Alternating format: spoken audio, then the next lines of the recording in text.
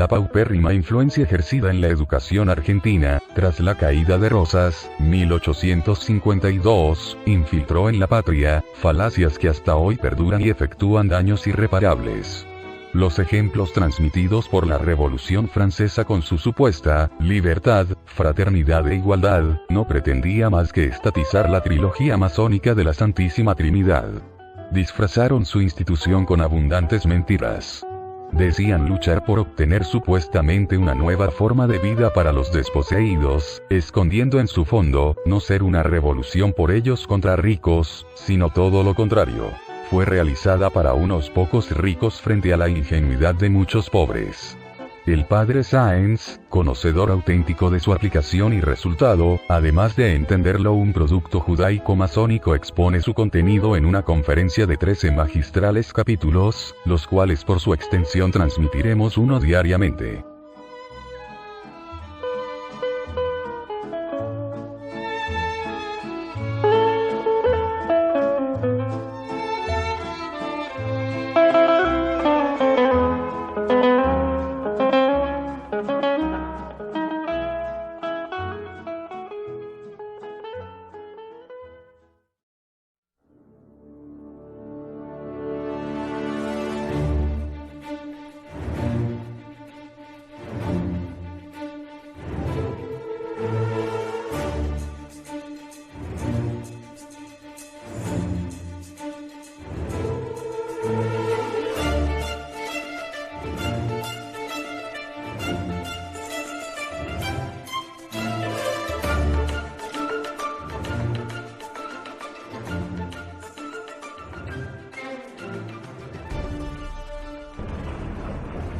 Bien, vamos a entrar entonces en la última conferencia que cierra este ciclo de la Revolución Sangrienta. Hemos ya indicado otras veces que algunos estudiosos de la Revolución Francesa sostienen que ésta se puede dar por terminada cuando la cabeza de Robespierre cayó bajo la guillotina. Otros, siempre es muy difícil determinar el fin de una fecha, de un acontecimiento. Otros, en cambio, opinan que se extendió hasta la derrota final de Napoleón, cuando triunfa la Santa Alianza. Los ejércitos de la Santa Alianza. No es fácil resolver la controversia. Quizá sería mejor decir, más allá de todo, lo dicho, que la Revolución Francesa aún no ha concluido. Creo que sería mejor decir eso, y que su espíritu impregna ampliamente a nuestro tiempo. Se ha hecho, como diría Gramsci, sentido común de nuestro tiempo, modo común de sentir de la gente. La gente piensa como la revolución cultural, sobre todo, inyectó en el pueblo francés. Sea lo que fuere, nos pareció oportuno decir algo, aunque sea breve, acerca de los tiempos de Napoleón, ya que su actuación pareciera constituir un corolario de lo anteriormente acontecido. Después de la caída de Robespierre, la situación y el terror, la época terrible del terror, la situación se serenó un tanto.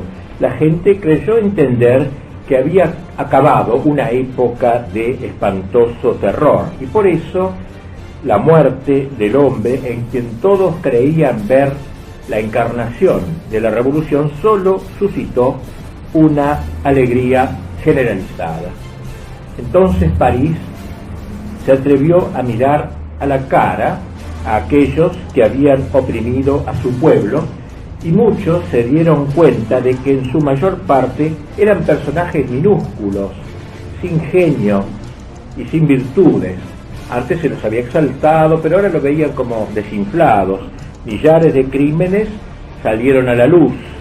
Los mismos convencionales, los miembros de la convención, quedaron espantados al conocer los detalles, y cuando a los más comprometidos se les pedía cuenta de lo sucedido, por lo general no hallaban más que una excusa: yo no sabía nada de todas estas cosas. Es difícil decir esto porque la guillotina era un lugar público, todos, pero en fin, se podía uno escudar. En los teatros ya no se representaban más que obras antijacobinas. Ahora al revés, era como la revancha, y las menores alusiones a Robespierre y a sus secuaces provocaban interminables abucheos. Caían por el suelo uno tras otro los bustos de Marat y de Danton. Los gorros frigios eran arrojados al río Sena. Los periódicos y folletos fustigaban muy duramente a los últimos terroristas. Bebedores de sangre se los llamaba. Los jacobinos supérfices debían ocultarse. Pero todo ello no fue sino un oasis, un remanso. En lugar de la convención entró a gobernar un directorio compuesto de 5 miembros que se mantuvo en el poder desde 1795 hasta 1799. En 1795 fue liberada la hija de Luis XVI, María Teresa, que todavía estaba en el Temple, la pobre.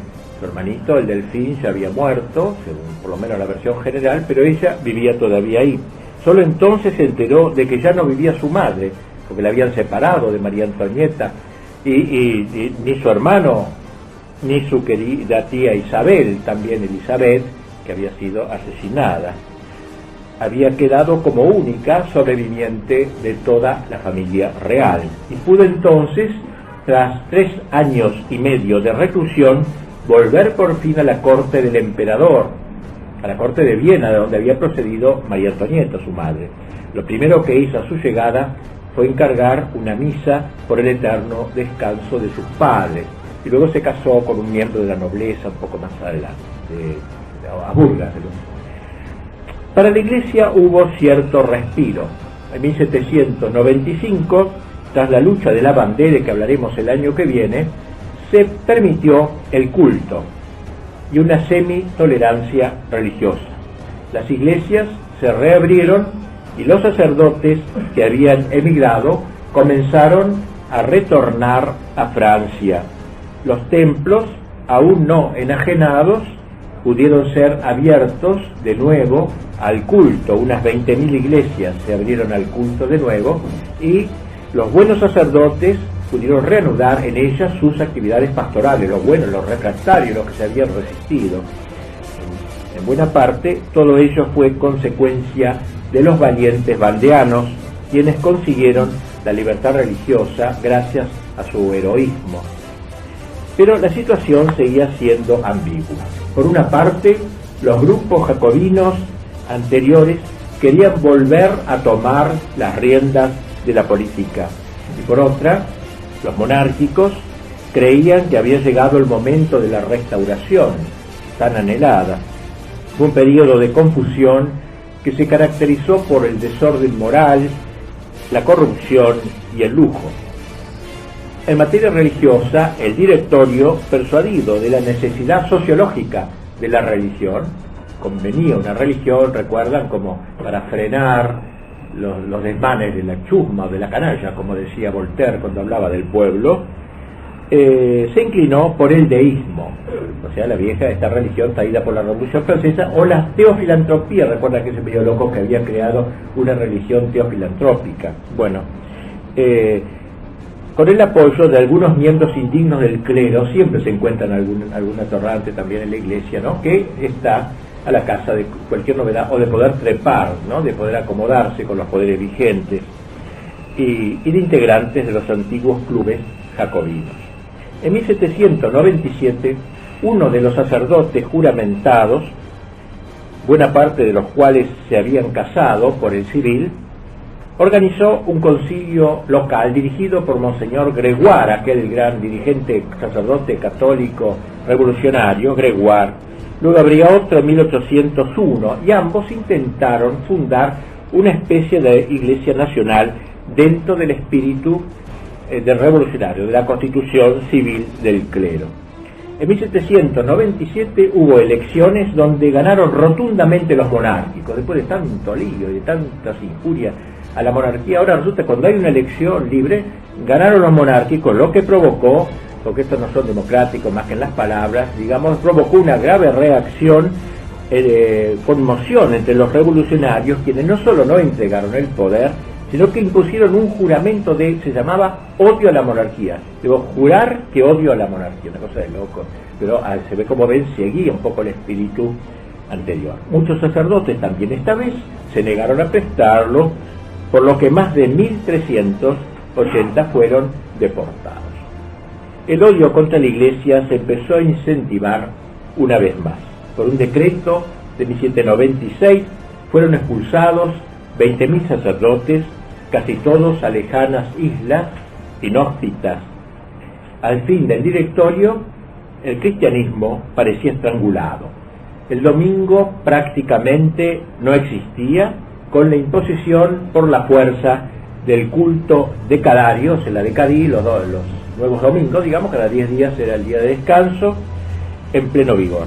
Las deportaciones de sacerdotes seguían su curso, pero la común adversidad unió nuevamente a los verdaderos católicos contra la revolución y contra el clero felón y traidor, en la inteligencia de que la pseudo-iglesia jacobina era algo ficticio, algo que estaba en los papeles, pero no era real.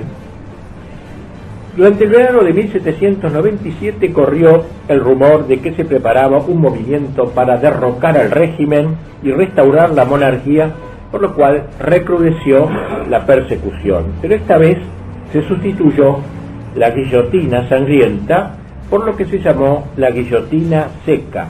Lo tiraban en el agua, lo sumergían, los ahogaban. En Francia fueron arrestados más de 1.700 sacerdotes. En Bélgica, anexada entonces a la República, 8.200 sacerdotes. La suerte de los que llegaron a la Guayana o a Cayena o a los pontones hediondos de Olerón y Ré fue espantosa. Apenas alimentados, estos sacerdotes bebiendo agua cenagosa, murió el 50% de ellos. Al mismo tiempo, numerosas capillas de los conventos fueron transformadas en salas de baile, como comentaba un periódico, porque entonces se danzaba mucho. En estos momentos, Sieyes, ¿recuerdan aquel sacerdote Sieyes que había pertenecido a los grupos revolucionarios? El sacerdote Sieyes y sus amigos proyectaban un golpe militar que este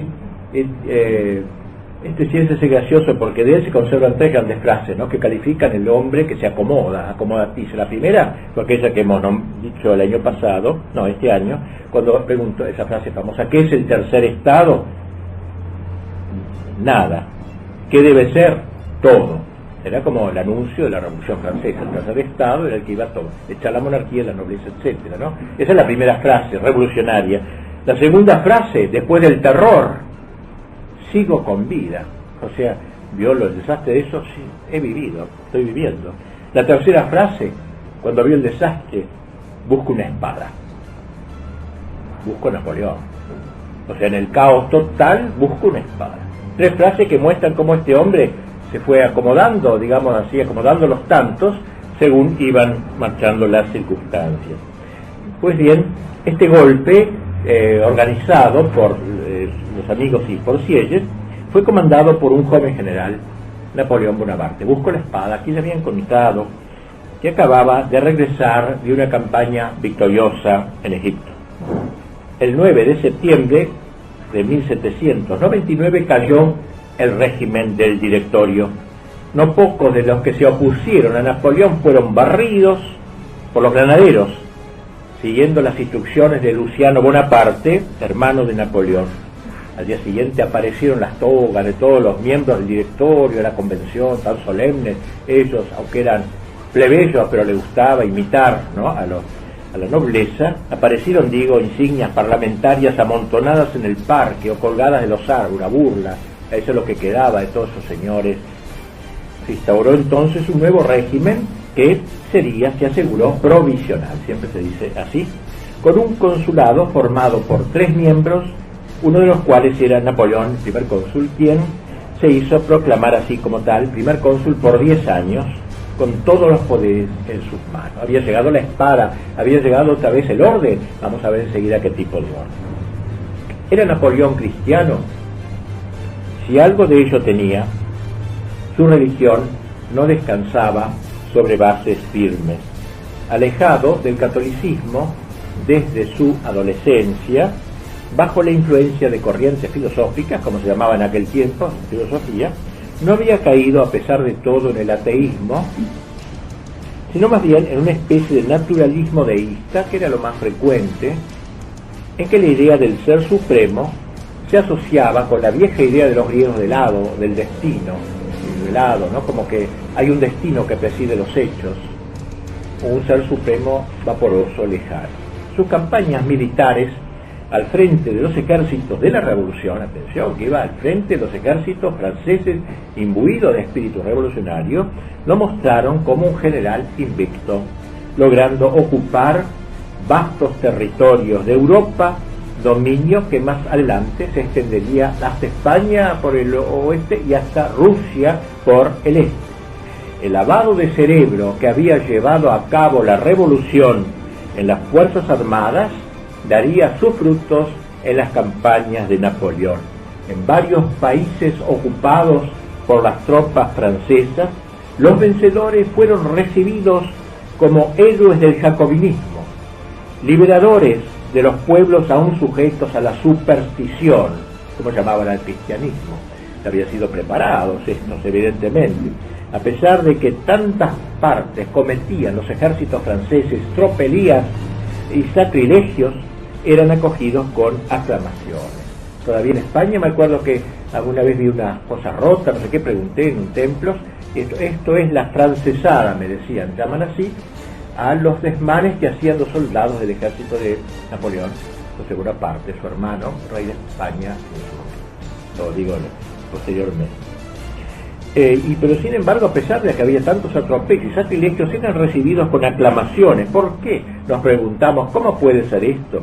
Porque antes de que llegaran, legiones de emisarios secretos habían preparado el terreno, habían hecho la, ¿cómo se dice?, particular revolución cultural. Lo que hicieron en Francia ahora lo hacían en Bélgica, en Alemania, en los distintos países. La revolución cultural precedió las ofensivas de Napoleón, fue su precursora. No faltaron traidores en las fortalezas extranjeras para que abriesen sus puertas al invasor, ni en los ejércitos europeos para hacer abortar los planes estratégicos de sus jefes. Esto movido también por la masonería, que como vimos había encabezado, había impregnado el espíritu revolucionario. Un buen presupuesto económico se aplicó a preparar el camino a los ejércitos revolucionarios. Así fue como en Holanda, Bélgica, la orilla izquierda del Rin, Alemania, Suiza, norte de Italia y Nápoles, trataron los franceses de cambiar la situación conforme a los modelos de la revolución. En el libro de Belloc sobre Napoleón, demasiado elogioso a nuestro juicio, como lo ha sido, hemos dicho y lo hemos atacado varias veces a Belloc por su juicio sobre la Revolución Francesa, sobre Danton, sobre Robespierre, tan generoso, no sé por qué, un hombre de tan buena doctrina, quizá tenía un corazoncito francés, que le llevaba a ver con aprecio, aunque vivía en Inglaterra. Digo, en el libro de Belloc sobre Napoleón, donde el gran general aparece poco menos que como restaurador de la cristiandad, o sea, lo pinta como un nuevo Carlomagno, poco menos.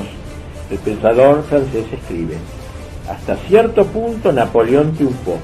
Ciertos postulados de la filosofía que la revolución proclamó llegaron a ser, después de Napoleón, universales. Aquí en esto está a favor de lo que estamos diciendo. O sea, él llevó el espíritu revolucionario, llegaron a ser universales los ideales revolucionarios gracias a los ejércitos de Napoleón. Y sigue, de no haber sido por sus victorias, no habrían podido llegar a eso. La revolución era una idea, prosigue, y fue Bonaparte quien revistió de realidad a la idea. Reencarnó la idea en las victorias, Rusia incluido. Afirmó los principios, dice, que la revolución se había lanzado a implantar. En opinión de Bonaparte, la revolución encarnaba el espíritu de la época, o sea, él era verdaderamente revolucionario en su interior, encarnaba el espíritu de la época, el espíritu de las luces, algo que estaba en la naturaleza de las cosas. No en vano, España consideraría al invasor francés como enemigo de la fe. Ni se equivocaría Marx al calificar la política seguida por Napoleón como la continuación del terrorismo jacobino en territorios fuera de Francia. Es verdad que en cierta ocasión dijo Bonaparte, cuando era primer cónsul, la revolución ha terminado, pero dicha afirmación tuvo tanto en su pensamiento como en la realidad un sentido relativo. De hecho, la revolución continuaría incluso desde el punto de vista religioso, aunque de manera diversa bajo el nuevo régimen, si bien limitándose en sus excesos. Al respecto ha escrito Morras: Bonaparte no hizo nunca sino fijar y coronar lo que la obra revolucionaria tenía de más pernicioso: el individualismo, la destrucción de las familias, de los poderes locales y de las demás autoridades sociales, la domesticación de la misma religión en provecho del Estado. Lejos de haber sido un poder nacional, tradicional y reparador, el imperio ha sido subversivo, humanitarista y antifrancés. Lo que logró, en todo caso, podemos decir que fue instaurar cierto orden dentro del desorden. Hasta ahí nomás. También sobre Napoleón ha escrito nuestro padre Castellani: no ignoramos que puede existir la virtud republicana, es decir, el jacobino, el hombre de mando recto y duro. Robespierre fue eso, guillotinó a muchísima gente inocente, ¿o no?, para ir a acabar a la guillotina sin poder atajar la monarquía inminente. Del tenientecillo italiano nacido en Córcega, para muchos más desastres y muertes en Francia, una monarquía militar usurpada, sin arraigo y sin nobleza. No me digan que fue un cristiano con un altísimo ideal católico, la unificación de Europa continental, como dicen León Blois y Belloc. Lo sé, pero fue un plebeyo hasta la punta de las uñas, como puede verse incluso en las notas cínicas que puso al libro de Maquiavelo. Yo he leído esas notas, o sea, él al borde del libro de Maquiavelo iba escribiendo y se reía de Maquiavelo. Pobrecito, es un niño. Lo que él proponía era muy ingenuo, era mucho más brutal, digamos, lo que proponía Napoleón. Sin embargo, tuvo una misión que cumplir en la historia, ciertamente.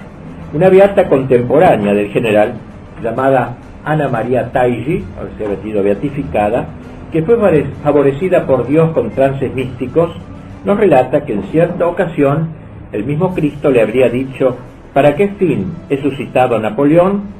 Es el ministro de mi cólera, para castigar la iniquidad de los impíos y humillar a los soberbios. Un impío destruye a otros impíos.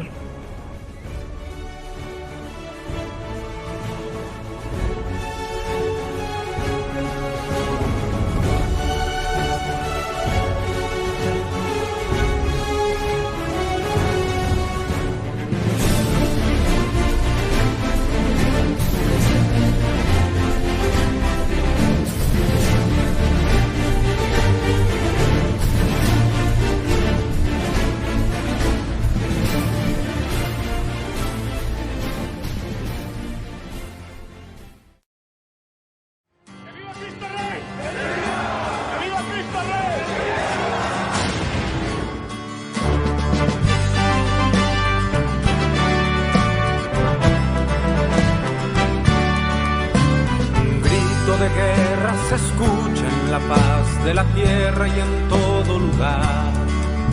Los prestos guerreros empuñan su espada y se enlistan para pelear. Para eso han sido entrenados, defenderán la verdad. El objetivo que diera origen a la puesta en marcha de este blog radio, que llamamos Quijote Siglo XXI, es intentar restaurar la patria, sobre los mismos cimientos que señalaron sus padres fundadores. La religión católica, apostólica y romana y el orden natural, disponiendo con todos sus componentes defenderla por siempre. Así, con esos pilares elementales y necesarios, pretendemos un funcionamiento ideal. Practicando a su vez la filosofía clásica, ejecutando una política auténticamente nacional, con profundo amor fraternal, intentaremos la integración y colaboración de todos sus medios, formalizaremos la unidad de esos principios, con fe, esperanza y caridad para lograr la asistencia de Cristo, Rey de las Naciones. a quien rogamos nos dé la fuerza y voluntad de saber oponernos a todo quien atente contra ello. Por desigual que resulte enfrentar este conglomerado de apátridas, cómplices al modernismo ateo, socialismo, progresismo marxista, o como les guste llamarse, pero agregados siempre, a prestarse a la entrega de nuestro suelo al maléfico nuevo orden mundial. Invitamos por eso a todo compatriota de buena fe, valientes amigos, y contactos que nos brinda Internet, integren un frente de lucha, del lugar y posición que deseen, pero distante de la inútil y servil partidocracia, variante vergonzosa, que comúnmente proponen desde hace años y obedecen muchos como lacayos, acabando como responsables de todo robos y entregas consumados contra la nación. No conocemos mayor alegría, no existe más honroso afán que con mis hermanos estar en la línea y juntos la vida entregar a él que merece la gloria y nos reclutó por amor. Ante la rodilla se dobla y se postra el corazón. Viva Cristo Rey, viva Cristo Rey.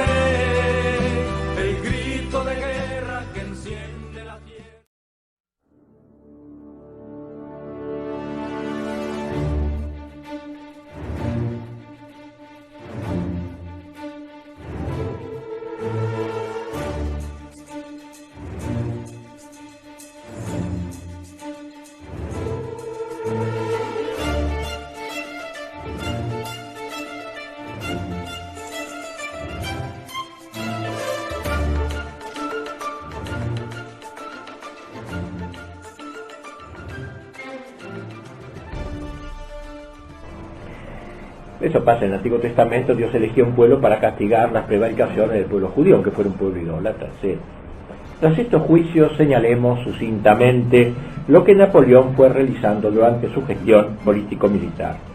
Luego de conquistar la Lombardía en el 1796, se dirigió hacia los estados pontificios. El Papa, totalmente inerme, no pudo sino ceder tierras, resignándose al pago de un abultado tributo y a la entrega de valiosas obras de arte. En 1797, bajo el patrocinio de José Bonaparte, hermano mayor de Napoleón y por aquel tiempo embajador en Roma, se fue propagando allí la ideología revolucionaria y dándose pábulo a movimientos subversivos. Solo faltaba un pretexto para dar el zarpazo contra Roma. Pronto se presentó una refriega callejera entre soldados del Papa y ciertos revolucionarios romanos. Estos se refugiaron en la sede de la comandancia francesa en Roma, muriendo en la acción un general francés, Dufort. A raíz de ello, marcharon sobre Roma 20.000 franceses, ocupando la ciudad, y en el foro romano se declaró solemnemente la República Romana, es decir, la deposición del Papa como rey, como monarca, con senadores, cónsules y tribunos, al tiempo que se plantó en el Capitolio el infaltable árbol de la libertad, que era como el símbolo de la revolución. La neonata república mostró enseguida el carácter irreligioso que la caracterizaba. En la entrada del castillo de Sant'Angelo se colocó una estatua de la libertad con la tiara a sus pies. El Papa se arrodilla ante la revolución. Se robaron tesoros de la Basílica de San Pedro, se profanaron en indecentes orgías los vasos sagrados, se proclamaron los derechos del hombre, ya sabemos, con esta mentalidad antiderechos de Dios. Del espíritu de esta invasión provendría el futuro Risorgimento italiano, que fue como una réplica de la Revolución Francesa. Más que la unidad de Italia, lo que se buscó entonces fue importar la cultura del Setecento, ateísmo delirante, persecución del clero, saqueo planificado de los bienes eclesiásticos, uniformismo burocrático, leva militar obligatoria, corrupción de las costumbres y riego de los surcos revolucionarios con la sangre impura, como decían, de los refractarios. Sobre todo se buscaba imitar la Revolución Francesa, humillando y devastando a la Iglesia Católica en su propia sede. Volvamos a Napoleón. Como El Papa Pío VI, ya octogenario, no cedía a sus pretensiones, fue llevado por la fuerza militar a Florencia, pero como allí empezó a recibir numerosos testimonios de adhesión, se le hizo pasar los Alpes, llevándoselo a la ciudad de Valence, una ciudad de Francia, a orillas del Ródano, donde fue puesto en prisión. Era ahora ciudadano francés, ya no existía más Roma, como entonces se dijo, era un ciudadano francés. Pío VI fue la última víctima insigne de la Revolución Francesa. En la soledad más total murió en 1799 y su cadáver fue arrojado en una fosa común. Louis Chabot, que era un funcionario de la comuna de Valence, dejó constancia del hecho con estas palabras: la muerte del mencionado Giovanni Angelo Braschi, del nombre del Papa, que ejercía la profesión de pontífice, puso fin a la superstición. La idea de que con él moría la Iglesia Católica. Y en un diario jacobino de Grenoble, con motivo de la muerte del que juzgaba sería el último Papa, lo llamaban, se pudo leer: la muerte de Pío VI, y así del papado, viene a poner el sello a la gloria de la filosofía moderna. Queda claro, pues, el blanco de lo que llamaban ellos los filósofos, la filosofía. Mientras tanto, en Francia seguía produciendo estragos la política antirreligiosa de la Revolución. En 1799 quedaban solo islotes católicos. Entre los fieles había desaparecido la tercera parte de los practicantes en comparación con los de 1189. La descristianización constituyó realmente un triunfo de la Revolución.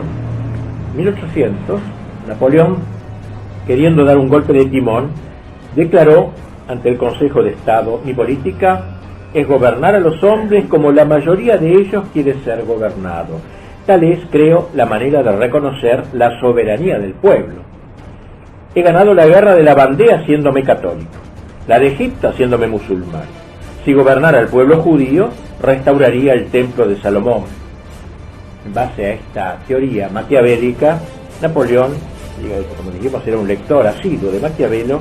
Napoleón entendió que si quería tener a Francia en paz, le sería necesario llegar a un acuerdo con la cabeza de la Iglesia.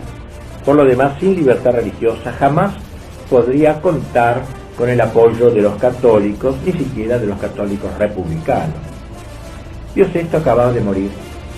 Previendo que con su desaparición podían sobrevenir dificultades para elegir a su sucesor, había dispuesto que la elección no se hiciese necesariamente en Roma, como era habitual, sino en el lugar donde el mayor número de cardenales pudiera reunirse. Así el cónclave se congregó en Venecia, ciudad que estaba a cargo de la corona vienesa de Hamburgo. En marzo de 1800 fue elegido Papa Pío VII. Como la República Romana ya había sido derrocada y la guarnición francesa expulsada por los austríacos y napolitanos, el nuevo Papa pudo volver a entrar en Roma en medio de las aclamaciones del pueblo. Pero Napoleón, al derrotar una vez más a los austríacos, se hizo nuevamente dueño de Italia. Entonces el Papa no le quedaba sino entrar en tratos con él. Las negociaciones se hicieron más complicadas por la intervención que en ellas tuvo el ministro de Relaciones Exteriores francés, quien era nuestro recordado Talleyrand, aquel obispo traidor y felón, quien siempre caía parado con todos los gobiernos.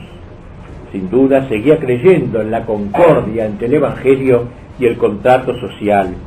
Ha mostrado siempre la peor voluntad para el restablecimiento de la religión católica en Francia, informaba el embajador de Austria, lo que se explica bien por el compromiso que le resultaría dada su antigua calidad de obispo. Este apóstata, excomulgado en su momento por Pío VI, se había casado con la señora Grant y quería introducir en el acuerdo con el Papa cláusulas que le facilitaran la dispensa de sus votos, su reducción al estado laical y la absolución de su responsabilidad por haber consagrado obispos rebeldes a la Santa Sede. El concordato fue finalmente firmado en el año 1801. La libertad religiosa, eliminada desde hacía 11 años, volvió a ser reconocida. Los emigrados y los monárquicos, siempre con la idea de una posible restauración, miraron con malos ojos aquel pretendido arreglo con un tirano usurpador, pues suponía un reconocimiento implícito de su autoridad. Es innegable que este concordato llevaba el sello de la revolución. La situación en que quedaba la Iglesia y la religión, nada que ver con lo que era antes de 1789. Continuaban suprimidas las órdenes monásticas, el clero por su parte renunciaba a los bienes que le habían sido confiscados, con lo que la Iglesia quedaba sin recurso alguno casi. El Estado no está unido a una religión, la constituyente los había separado, el consulado los acerca pero no los une verdaderamente. De modo alguno quiso admitir por una parte que el cristianismo fuese declarado religión del Estado, como lo era antes, sino que lo más que aceptó fue decir que el gobierno de la República Francesa reconoce que la religión católica es la de la inmensa mayoría de los franceses. Concordato se proclamó con gran solemnidad en Notre Dame de París, la catedral que poco antes había visto la exaltación de la diosa Razón. Pío VII concedió al obispo Talleyrand lo que buscaba, también en lo tocante a su vida personal. La Iglesia y el Estado parecían haber arreglado sus mutuas relaciones, si bien con graves excepciones por parte de la Iglesia. Por ejemplo, se hacía una nueva división territorial eclesiástica en Francia, merced a la cual todos los obispos anteriores debían renunciar a sus cargos, dejándose en manos del primer cónsul el nombramiento de los nuevos pastores. Pronto la situación se enrareció todavía más, porque Napoleón, por su propia cuenta, añadió al concordato, otro documento, 77 artículos orgánicos se llamaba, como si formaran parte de lo acordado con el Papa.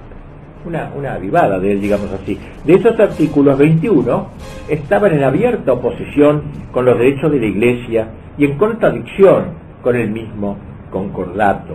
Por el artículo 58, para poner un ejemplo, se reducía considerablemente el número de obispos y arzobispos. Se creaban otros, y proponiéndose como obispos a sacerdotes juramentados, sin pedírseles previamente retractación alguna. El Papa, por cierto, mostró su disconformidad, pero Napoleón ni siquiera le respondió. Era el que marcaba el paso, obviamente, Napoleón. Otra dificultad provino de los obispos involucrados en la tramitación. Los obispos constitucionales, aquellos traidores sometidos al yugo del Estado, no tuvieron más que remedio que renunciar en manos del gobierno. Alguno que resistió lo metieron preso, porque este no andaba con vueltas. La dificultad radicaba en los antiguos obispos que habían sido echados, que habían sido nombrados en la época de la monarquía y que vivían en el extranjero, eran los legítimos obispos, pues bien el Papa les pedía que renunciasen. Muy doloroso, ¿no?, en aras de la paz. Ello les resultó hasta injurioso, a tal punto que un grupo, seguido de numerosos fieles, se negó a acatar el concordato, por lo que el Papa los depuso, y eso dio origen a la llamada Petite Église, que perdura hasta hoy. Todavía hoy existe un pequeño grupo, sin sacerdotes ni obispos, pero laicos solamente, en rebelión contra aquel concordato que les pareció alevoso, etcétera. Mientras tanto, Napoleón se hizo conferir, mediante un plebiscito, la dignidad imperial, con derecho a la transmisión hereditaria. Votaron en su favor 3.600.000 y votaron en contra 2.500. Todo el mundo votó a su favor. La voluntad general era infalible. Al tacho con la República, entonces, tanto que habían hablado de la República, de árboles de la libertad, todo el tacho. Sintiéndose fuerte por esta victoria, invitó al Papa a París para que lo ungiera y lo coronara emperador. Y así lo hizo Pío VII. Después de la coronación, como se sabe, se hizo tan conocido que Napoleón se puso la corona con sus propias manos, el Papa lo ungió. Parece que el nuevo emperador se había propuesto retener al Papa en Francia para manejarlo. Previendo esa eventualidad, Pío VII se mostró dispuesto a renunciar en ese caso, y así Napoleón desistió de su propósito. volvió de este modo a Roma, el Papa siempre acosado por nuevas exigencias, que regalase porciones de territorios pontificios para los miembros de la corte del emperador, que renunciase su secretario de Estado, en fin, una cosa tras otra.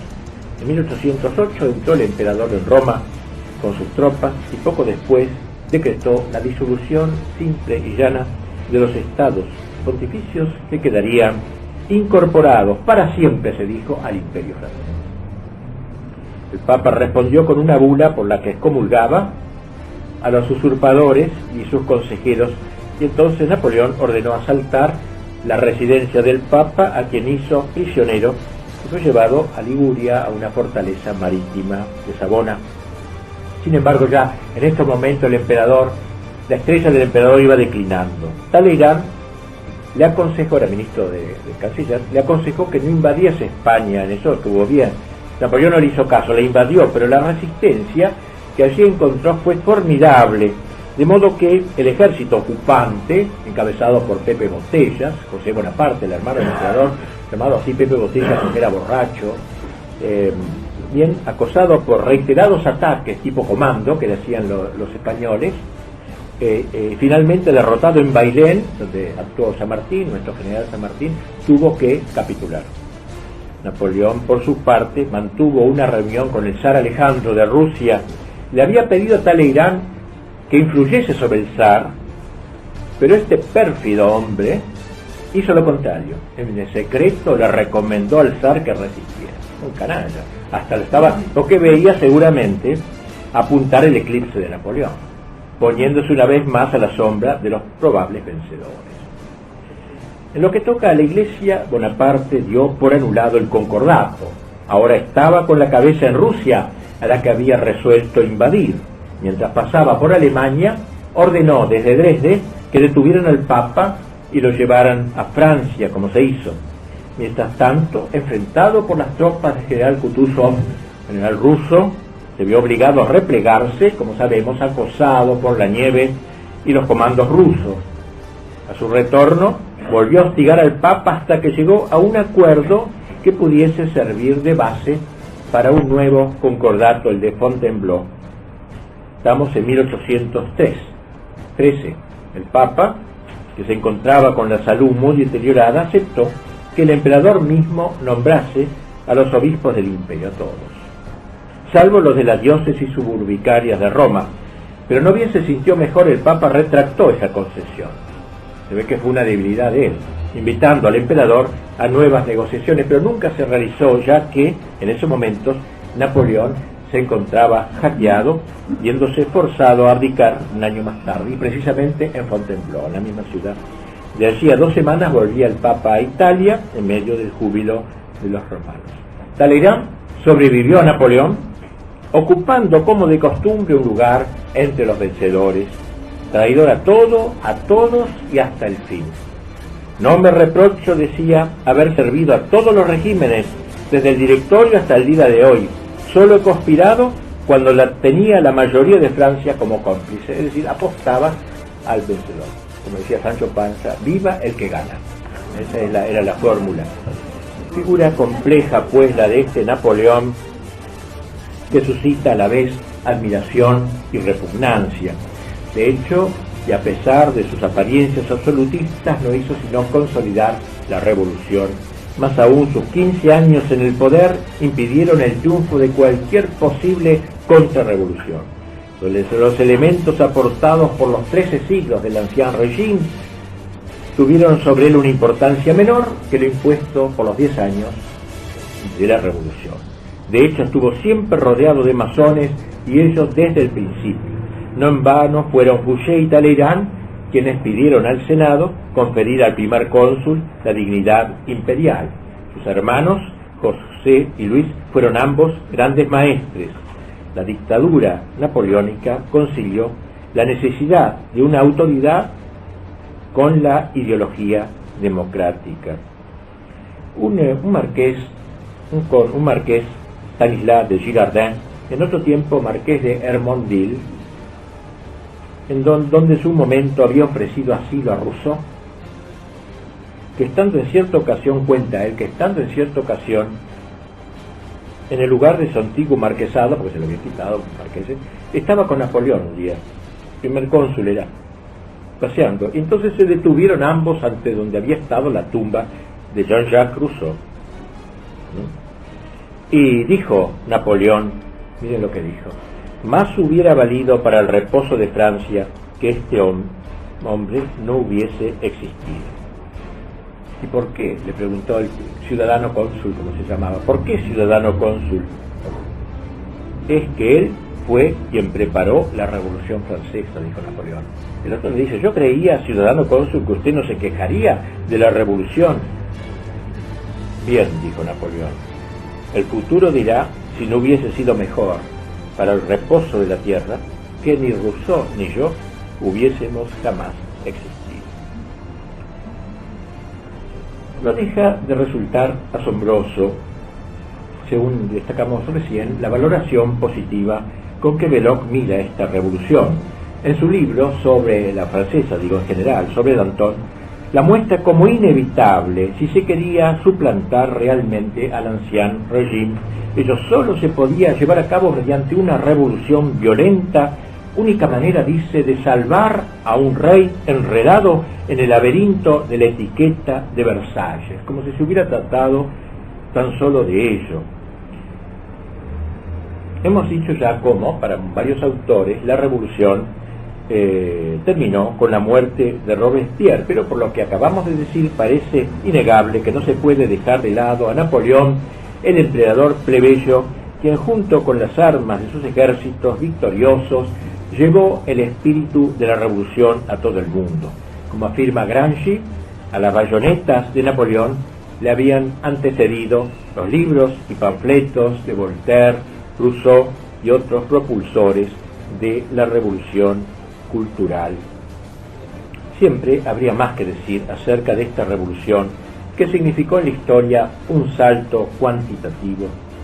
Lo que no podemos dejar de destacar es el carácter ideológico de la revolución, con toda la carga negativa de la palabra ideología.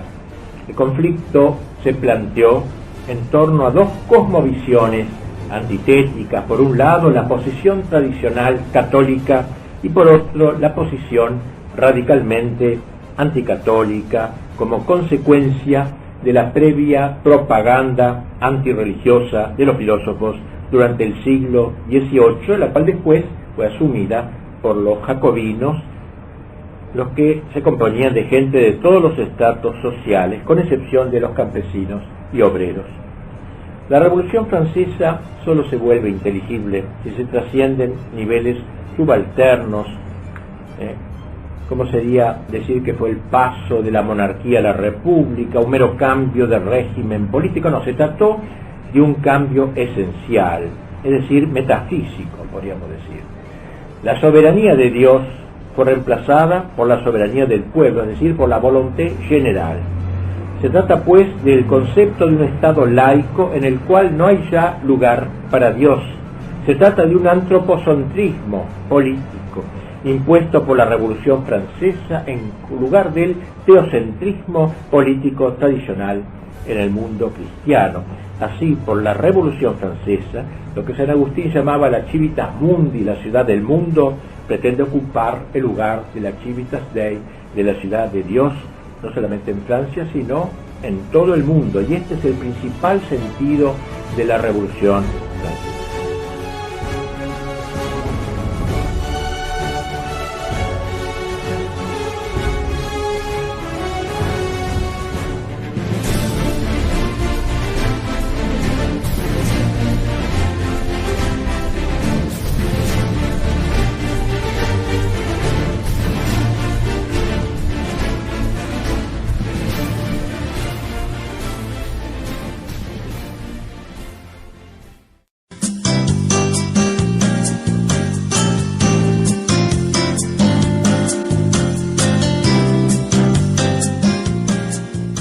La defensa de Dios, la patria y la familia, sumado al intento de conservar nuestro pasado histórico, hizo se formalizara esta radio digital, que llamamos Quijote Siglo XXI.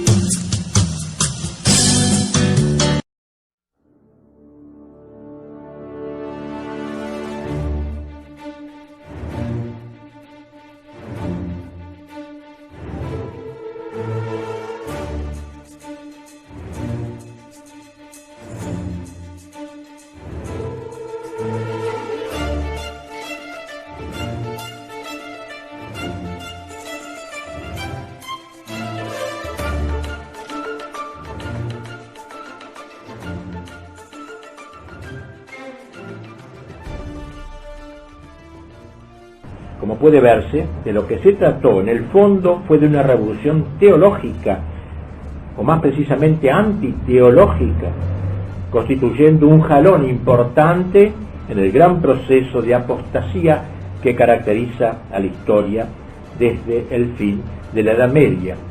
En vez de Dios, el hombre. Como ha escrito el gran pensador contemporáneo Luis Sallerón, dice: una palabra resume los principios constitutivos de nuestras constituciones, la palabra hombre, con mayúscula. La legitimidad social radica entera en esta proposición única: todo poder viene del hombre. Por cierto, una proposición tan general es ambigua y soporta todas las exégesis posibles, pero su contexto histórico la hace perfectamente clara. Hasta 1789 todo poder venía de Dios, omnis potestas ad Deo. Los grandes principios sustituyeron con el hombre a Dios como fundamento del poder. La legitimidad nueva fue radicalmente opuesta a la antigua. La democracia dejó de ser una modalidad, entre otras, tan legítima en sí como otras, para la designación de los titulares del poder. Pasó a ser el gran principio filosófico, religioso, que fundamenta la legitimidad del poder. Y sigue diciendo: ¿cuál es el espíritu? ¿Cuál es el dogma? El espíritu, el dogma es que el poder viene del hombre, en el sentido preciso de que no viene de Dios. He aquí la religión, el objeto de fe. O sea, esta democracia liberal es una expresión de una fe secularizada.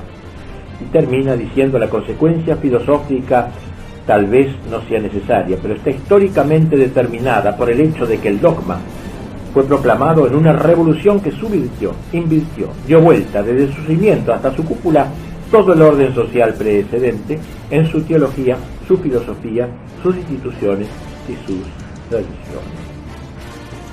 Bien, el padre Podorowski, un padre polaco que vivía en Chile, ha muerto hace pocos años, en un libro muy interesante, se llama La Revolución Francesa, basándose en numerosos historiadores de la misma revolución, enumera algunas consecuencias de dicha revolución. La primera dice: la destrucción del régimen tradicional corporativo medieval. Segunda, la consciente descristianización de la cultura y de las costumbres. Tercera, la colocación del hombre en lugar de Dios, es decir, un cambio radical en la cosmovisión, el paso del teocentrismo tradicional al antropocentrismo pagano y poco después a un antropocentrismo radicalmente ateo y autosuficiente. Cuarto, como derivación de ello, el culto del hombre y la declaración de los derechos humanos. Quinto, la introducción del concepto de contrato social como base de la sociedad. Séptimo, la aceptación como régimen político de la democracia rousseauiana, según la cual el poder y la soberanía residen en el pueblo, sujeto de la voluntad general. Séptimo, la radical secularización de la sociedad y de la cultura bajo el atrayente lema de libertad, igualdad y fraternidad. Finalmente, octavo, la soberbia pretensión de construir una sociedad radicalmente secular, laica, absolutamente autosuficiente, una sociedad que prescinda de Dios e incluso se declare contra Dios, una civitas mundi, la ciudad del mundo modernizada con el culto de sus principales ídolos, la razón, la ciencia, la tecnología, el bienestar, una ciudad afincada aquí en la tierra, en la más cruda inmanencia. Y concluye el padre, se trata así de una herencia dinámica, concebida más bien como una tarea por hacer, por cumplir, por realizar plenamente, un legado para las generaciones futuras, y que la Revolución Francesa realiza solo parcialmente, dejando a la posteridad su realización completa, considerándose a sí mismo una revolución permanente, mundial y universal. Y esto es lo que queremos hablar, para ahora terminar, de las consecuencias de la revolución, ¿no?, en el futuro. Ya lo dijimos antes, que esta revolución, a pesar de llamarse francesa, buscó proyección internacional. De hecho, el Gran Oriente de Francia, masónico, difundió en toda Europa un manifiesto firmado por Felipe de Orleans, donde se exhortaba a las logias a unir sus esfuerzos para mantener la revolución, para reclutar partidarios, para propagar sus llamas en todos los países y con todos los medios en su poder. Asimismo, en una carta que el mayor Movillon, que fue el iniciador de Mirabeau, escribió en 1791 a otro iluminado, le dice: los asuntos de la revolución van mejorando en Francia. Espero que dentro de pocos años estas llamas se propagarán hasta que el incendio sea general. De hecho, la revolución se extendió en el espacio y el espíritu y sigue, como dije al comienzo, impregnando los siglos que de ella nos separan. También el influjo del diario revolucionario se hizo sentir en nuestras tierras. El modelo revolucionario llegó también a nosotros, a los argentinos, torciendo el curso de nuestra historia, porque nosotros teníamos otro origen. Habíamos nacido de la España católica, heredera de Grecia y de Roma, que ya desde la conquista trató de transfundirnos la doctrina tradicional, religiosa y política. La cosmovisión de la Edad Media, es decir, de la cristiandad, que había ido desapareciendo por lo general en Europa, se mantuvo en España durante varios siglos. Fue la España de los Habsburgos, la de Carlos V y Felipe II, la que nos incorporó al imperio. Pero luego, trabajada por la masonería, se dejó, aún la española, ¿no? La corona española se dejó inficionar por las ideas subversivas y de algún modo permitió su infiltración en las provincias transatlánticas. El pensador actual español, Eugenio Vega Letapie, nos escribe así el gran viraje de la política española.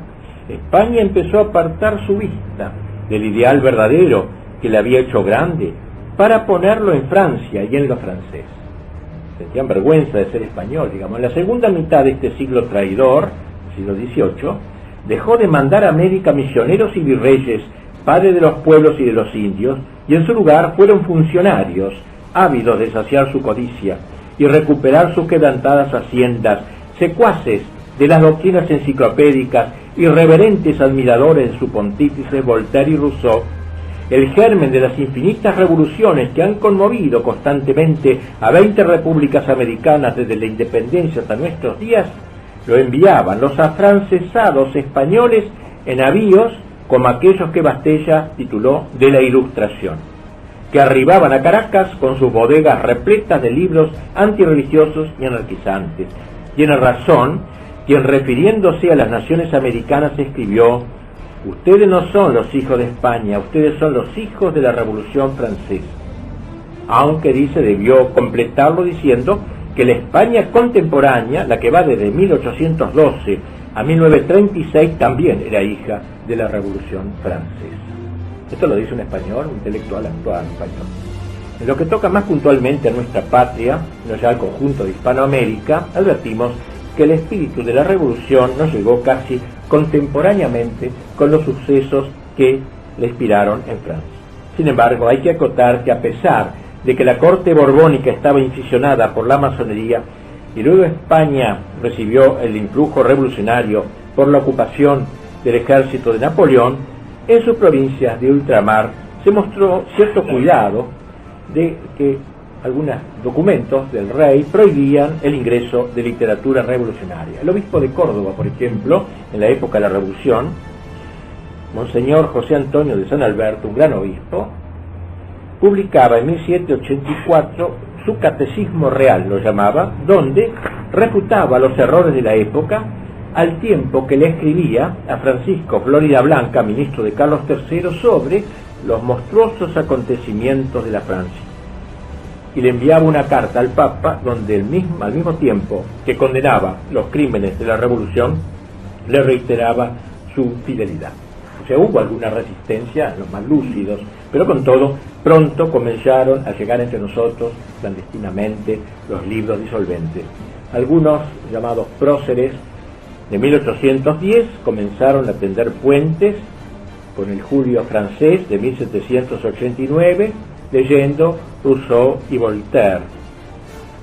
Y así, años después, confesaría Vicente Fidel López, el despertamiento de la literatura francesa inoculó en nosotros el mismo ardor por la revolución y por el reinado de las ideas nuevas.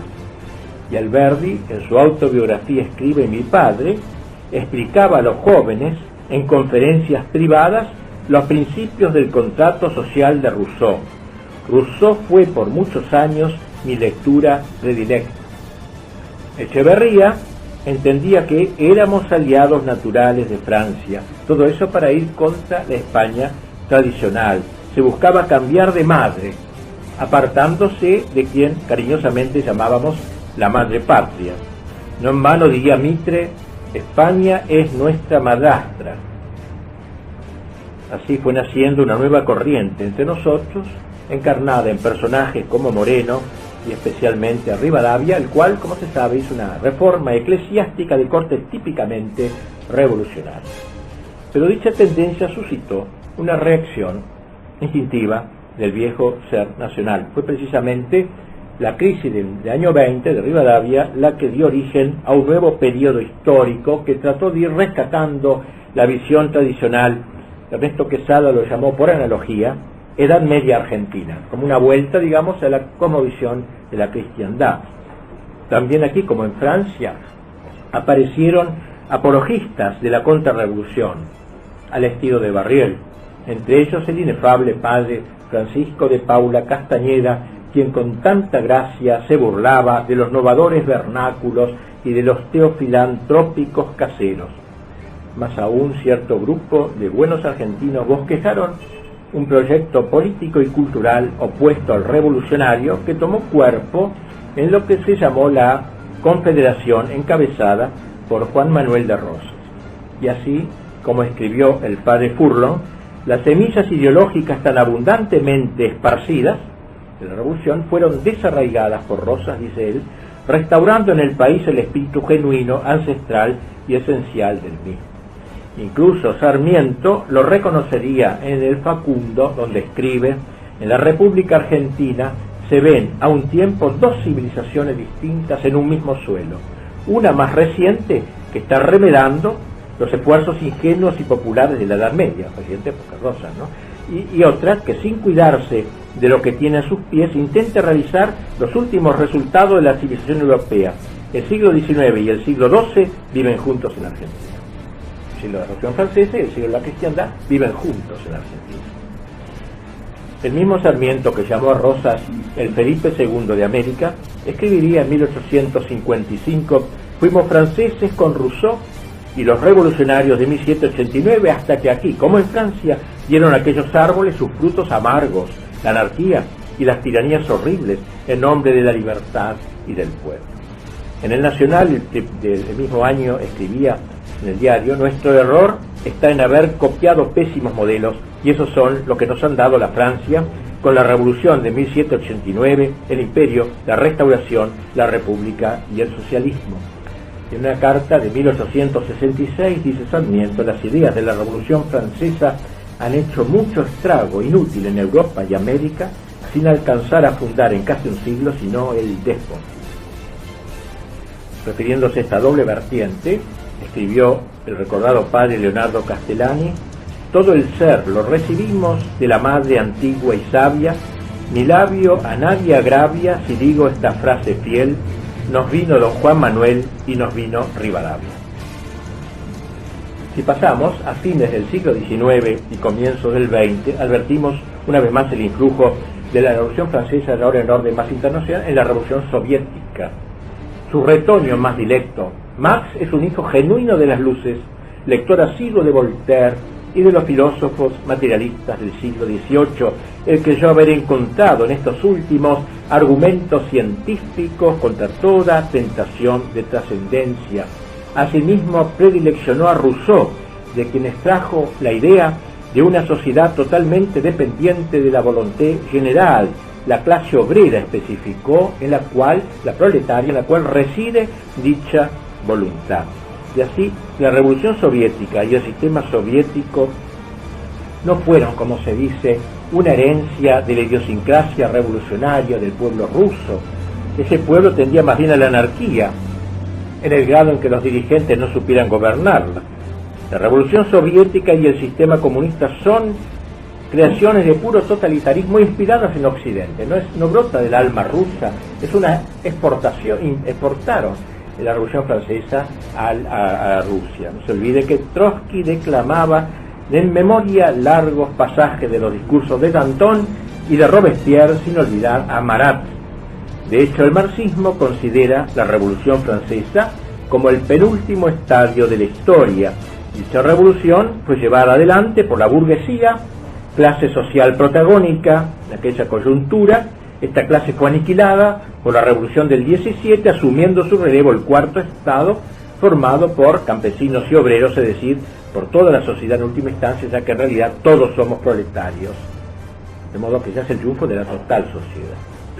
Tanto para Laharpe como para de Maistre, o sea, para un revolucionario como para un contrarrevolucionario, la Revolución Francesa, digamos, para concluir, no es explicable desde el nivel puramente humano. Tuvo una inocultable inspiración satánica. Lo propio del demonio es invertir la realidad, imitar a Dios, pero tergiversando su obra. No en vano ha afirmado Carl Schmitt que todos los conceptos más decisivos de la doctrina moderna son conceptos teológicos secularizados. La revolución solo se vuelve inteligible si se la considera a la luz de la concepción teológica de San Agustín, constituyendo un jalón relevante en la historia de la ciudad del mundo y en su lucha permanente contra los defensores de la ciudad de Dios. Dumont llama a la Francia moderna no ya la hija primogénita de la Iglesia, como gustaron llamarla los papas a la Francia fundacional, sino la llama la constante hija primogénita de la contraiglesia. Bien, esto entonces lo que quería decir para terminar este curso, esta clase, y este curso, ahora como digo, va a haber un vino, ¿no? Un vinito de clausura de este curso, que gracias a la generosidad del doctor Solané, de la corporación, vamos a gozar de este vino tan católico como decíamos antes.